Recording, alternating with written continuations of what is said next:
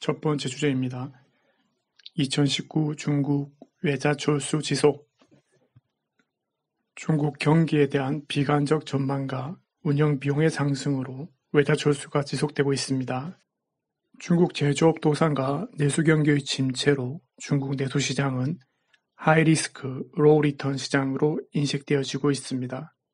독일 최대 도소매체인인 메트로가 중국 사업을 매각하고 철수할 예정이라고 합니다. 로이터 통신의 2019년 3월 19일 보도에 의하면 독일 창고식 도소매체인인 메트로는 이미 입찰 방식으로 중국 사업을 매각하기로 했고 거래 가격은 15억에서 20억 달러로 예상됩니다. 메트로는 중국의 베이징, 상하이 등 주요 대도시에 95개의 체인과 부동산을 소유하고 있으며 1996년 상하이에 첫 매장을 연 후 11,000명의 직원과 800만 명의 회원을 보유하고 있습니다. 점포수로 본다면 중국 메트로는 독일과 프랑스에 이어서 3위입니다. 하지만 점진적으로 상승하는 인건비 관련 비용과 이에 따라 하락하는 수입에 따라 중국 사업의 가치를 재평가하게 되었다고 합니다. 그리고 글로벌 3대 소매업체 미국의 월마트도 2018년 상반기에 중국 16개 마트를 정리했습니다. 그리고 2019년 3월 25일에 산동성 칭다오의 타이동점도 영업 폐쇄할 것이라고 합니다. 그리고 일본 최대의 도너츠 체인점인 미스터 도넛이 중국 시장을 전면 철수하겠다고 2019년 3월 25일 발표했습니다. 미스터 도넛은 일본에 1,300개가 넘는 점포를 가지고 있는 일본 최대의 커피 도넛 체인 업체입니다. 미스터 도넛은 2000년부터 중국 대륙의 1호 직영점을 시작으로 25곳까지 늘려왔는데 이후 점진적으로 줄여오다가 최근 전면 철수를 선언했습니다. 중국 부동산 가격 상승으로 임대료가 지속 상승하고 최근 몇 년 인건 비용의 상승에 따라 요식 서비스업의 수익률이 낮아져서 철수한다고 밝혔습니다. 하지만 미스터 도넛은 중국 시장의 철수가 기타 아시아 시장의 철수는 아니라고 밝히며 인도네시아, 필리핀, 타이완, 태국은 지속적으로 운영할 것이라고 밝혔습니다. 그리고 일본 앱소는 2019년 3월 14일에 중국 선전 공장을 2021년 3월 말까지 생산 중지할 것이라고 밝혔고 이미 공장 한 곳은 폐쇄했으며 이에 따라 1,700명을 감원했다고 밝혔습니다. 그리고 글로벌 자전거 거대 메이커인 자이언트가 2018년 말에 년 생산량 30만 대의 청두 공장을 폐쇄했습니다. 자이언트 창립 47년 만에 처음으로 문을 닫는 해외 공장이 되었습니다. 자이언트는 현재 자전거 시장 점유율 1위의 대만 기업이고 전 세계 50개 이상 국가에 수출되고 있으며 10,000개 이상의 대리점을 가지고 있는 글로벌 브랜드 기업입니다. 자이언트의 중국 청두 공장의 생산량이 자이언트 생산량의 절반 정도를 차지했는데 중국 시장의 자전거 내수 시장의 쇠퇴와 생산 과잉 문제로 중국 시장을 철수하고 대신 대만의 투자를 확대해 생산 능력을 확충할 계획이라고 밝혔습니다. 두 번째 주제입니다. 중국 부동산의 유동성 공급으로 부채 폭탄 업그레이드. 중국 부동산 총 가치가 중국 GDP의 400%가 넘는다고 하지요. 미국 서브프라임 사태 때 미국의 수치가 170%였다고 하니 현재 중국의 부동산 거품이 얼마나 큰지 짐작 가능하실 것입니다. 하지만 이 과도한 거품의 중국 부동산에 다시 통화 유동성이 공급이 되어 부채 폭탄이 업그레이드되고 있습니다. 2019년 3월 중국 부동산 기업에 대한 적극적인 대출 확대에 따라 토지 및 부동산 시장이 회복세를 보이고 있습니다. 중국은 작년 1년 동안 부동산 기업에 대한 대출을 줄여왔는데 최근 다시 대출이 늘고 있습니다. 동처연구원의 보고에 따르면 증시에 상장된 부동산 40개 기업에 대한 2019년 3월의 부동산 융자는 1,024억 위엔이었는데 월간 수치로는 2017년 11월 이후 처음으로 1000억 위엔을 넘어섰다고 합니다. 그리고 전국 300개 도시의 토지 교역량에 있어서 수량과 가격에서 상승세를 보이고 있고, 최근 장각 삼각주 1차 시범구역의 토지 경매가 하락이며 단위 면적당 판매 가격이 기존 구시가지 지역보다 높다고 합니다. 일선 도시의 주택시장도 회복세를 보이고 있는데, 상하이의 2019년 3월 주택거래량은 26,000채로 전 분기 대비 142% 증가해서 2016년 10월 이래 최고를 기록했다고 합니다.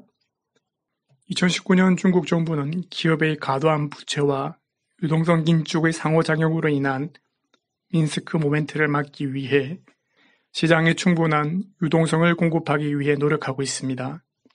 이러한 자금이 민간 시장의 실물 경제로 흘러가야 하는데 전혀 그렇지 못하고 다시 부동산 시장으로 흘러들어가고 있는 것입니다.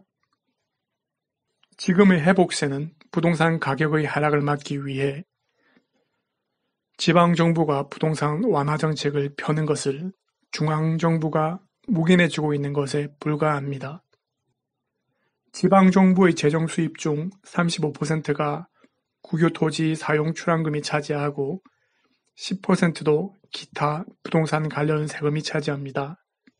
즉, 지방정부의 재정 수입 중 45%가 부동산 관련 수입이라는 것입니다. 안 그래도 지방정부는 과도한 부채율로 인한 이자 상환으로 재정 압박이 심한데 부동산까지 폭락해서 거래량이 줄고 토지 경매와 주택 거래까지 침체된다면 지방정부는 막대한 재정 문제에 직면하게 됩니다. 중국 정부는 유동성 공급을 확대해 그 돈이 다시 민간기업에 흘러들어가 실물 경제를 활성화되기를 바라는데 현재 그 유동성이 다시 국유기업과 부동산으로 흘러들어가고 있습니다. 민스크 모멘트를 막기 위한 통화 유동성 공급이 선순환을 위한 실물 경제로 흘러가지 못하고 다시 부동산 거품을 키우는 악성 순환 쪽으로 흘러들어가고 있는 것입니다. 중국 공산당의 이러한 정책은 미봉책에 불과해 언발의 오줌 누기 꼴입니다. 부채 폭탄은 더욱 커지고 미래에 더 큰 민스크 모멘트라는 회색 코뿔소를 맞이하게 될 것입니다. 다음 주제입니다. 중국 산불로 소방관 27명 순직. 한국에서도 속초 지역에서 태풍급 돌풍에 의해 산불이 확산되어 많은 피해를 입었습니다. 하지만 소방관과 군인들의 노력으로 비교적 순조롭게 진화가 이루어졌고 진화 과정 중 안타깝게 순직한 소방관들은 한 명도 없었습니다. 중국 사천성의 량산 지역에 2019년 3월 30일 산불이 일어나서 70시간 지속되다 4월 2일 주불이 진화되었다고 합니다. 하지만 이 산불로 소방관 27명이 목숨을 잃고 2명의 지방공무원 그리고 1명의 주민이 목숨을 잃었다고 합니다. 순직한 소방관 중 2명은 겨우 18살이었다고 합니다. 2015년 천진환 대폭발 사건 때 100명이 넘는 소방관이 순직한 사건 이후 량산 산불로 인한 27명의 소방관 순직은 가장 많은 숫자입니다. 이 소식은 중국에 이미 언론 통제에 들어갔으며 중국 인터넷이나 매체에서는 이 산불 소식에 대한 자세한 내용은 찾아볼 수 없습니다. 사건의 내용을 보면 정말 황당합니다. 산불이 발생한 무리현은 해발 고도 4,000m의 오지로 인구 밀도도 낮고 지형이 아주 복잡 험준해서 접근이 힘들 뿐 아니라 당시 산불이 발생한 산 중턱 지역은 평균 경사도가 50도, 60도에 달하는 절벽지대로 사람이 서 있기도 어려운 지형이라고 합니다. 소방 전문가의 말에 의하면 지역이 험준해서 사람의 접근이 어려울 경우 강우 로켓을 쏘아서 인공 강우를 유도하거나 비행기나 헬리콥터로 공중에서 물폭탄을 투여하는 것이 일반적이라고 합니다. 하지만 해당 지방정부의 경우 사람이 접근하기 힘든 오지의 험준한 지형임에도 불구하고 돈을 아끼기 위해 강우로켓이나 비행기, 헬리콥터 같은 비싼 비용의 자원의 투입은 최소화하고 아마추어인 주민들 대다수로 조직된 산불 진화팀을 투입한 것입니다. 산불이 발생하자 지방 당국은 689명의 인원을 조직해 산불 진화에 파견했다고 합니다. 그런데 이 689명 중에 600명 이상이 지역 주민이었다고 합니다. 이 지역 주민들은 안전보호 조치도 없었을 뿐더러 산불 진화 경험도 없는 사람들이었습니다. 중국 공산당에게는 사람 목숨보다 돈이 더 아깝다는 것이지요. 하지만 30명의 대규모 인명피해가 발생하자 중국은 언론 통제로 이 소식을 막고 있습니다. 살림을 지키기 위해 죽은 30명의 목숨값은 중국 공산당에게는 보도 가치도 없는 개죽음인 것 같습니다.